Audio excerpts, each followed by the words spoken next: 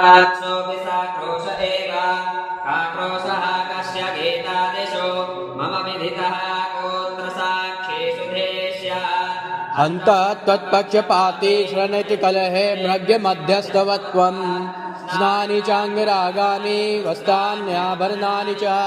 चन्दनानि च दिव्यानि माल्यानि विविधानि च अलङ्काराविधश्चेम न्यार्यः पद्मनिभेक्षणा उपस्थितस्त्वां श्रुत्वा स्नापयस्यन्ति मालया तत्सर्वं प्रतिगण्ये स्वाभक्तानुग्रहकाम्यया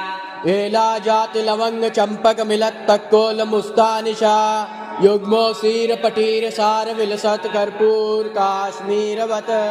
स्नानीयं तपनीय भाजन व्रतम तीर्थम कृतार्थम गुरु साक्षी गरुणाद्रिनाथ जगतीशायस्य तापत्रयात् श्रीदेवरीर श्रीदेवी उरेरि